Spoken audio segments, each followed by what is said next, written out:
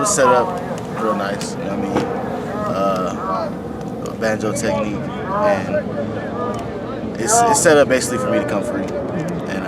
And then I seen it open up when I wrapped around and hurdled the guy, and he was running away. I knew I had to get him, so I dove and left my feet.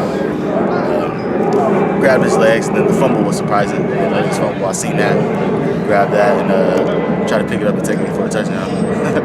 Yeah, it's not all that common really to force the fumble and recover at the same time. So yeah, that's kind of a cool thing. Yeah, that was cool. Did you get a lot of razzing for not taking him to the house? Yeah. Telling me, dang, if you would have took that to the house. I'm like, man, yeah, I know. Is that what Coach Graham teaches you, scoop and score, or does he teach you fall on it? Nah, he wants us to scoop and score. He wants us to scoop and score.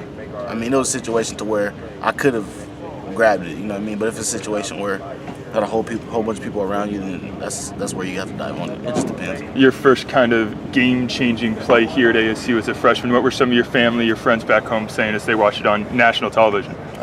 They're proud of me. You know what I mean? Proud that I can do that for the team. I mean, most importantly, that's basically, you know what I mean, my role. I mean, I understand that play, we got the ball rolling. I mean, like you guys said, but that's the goal, you know what I mean? Just to do the things that I do, make plays for the team as much as I can, contribute as much as I can. I was asking Coach Graham earlier, a lot of players like yourself, Armand, and DJ Calhoun, got a taste of being starters really early in the season, and then maybe your role kind of got scaled back a little. Yeah. But do you feel like, being thrown into the fire early in the year helps you now, even though, you may not be a starter full-time like you were earlier? Yeah, I feel like it does tremendously. I mean, going in there, like starting the first part of the season, that's still me adjusting at the moment, and then getting the starting spot pulled away from me, that gave me time to think about what I need to do, the things I need to do to get better. So that helped me out a lot, and now it really caught up to me, and it's working out good for me right now. Just worrying about getting better each and every week, and not trying to cram it all in, in the first 3 weeks. So be fair to say that, you can spend 100 hours in the film room, practice unbelievable, but there's no better teaching moment than actually being in the game.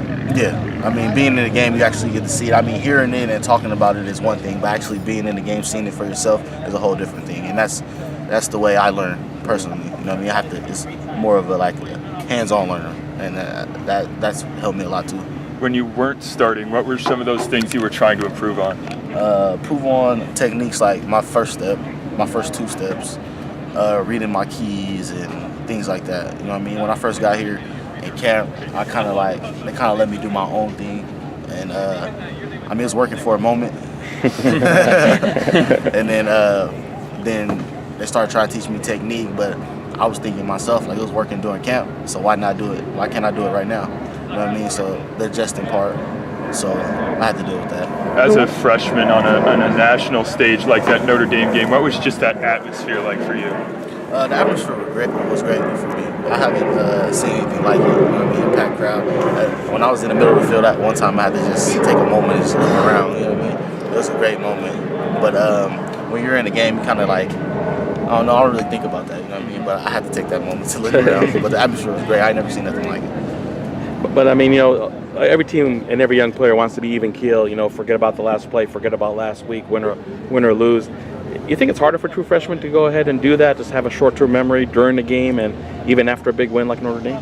I mean, that was a big win, a huge win. So players, you know what I mean, we go back and talk about situations in the game, what happened in the game. Probably a good 2 days after, you know what I mean? But after that, we're focusing on Oregon State, watching film on Oregon State, because, I mean, that was a great win, but that's behind us now. We got to move on. Everybody kind of said at the beginning of the year, 9 new starters on this defense. Nobody's really sure what it's going to be.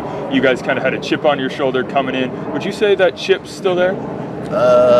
Yeah, I'll say that chip's still there. I mean, we got the same. I mean, now we're starting to click and everybody's starting to see it a little bit, but we still have those people who have doubts, you know what I mean? And think that we can't do it against the bigger teams since we proved it to the teams already, you know what I mean? So that's still there, chip, but it's not as big. Mm-hmm. Yeah, because you're number 6 in the nation. Yeah, I mean, obviously so more give people. us some credit. You know what I mean? So yeah. Okay, appreciate it.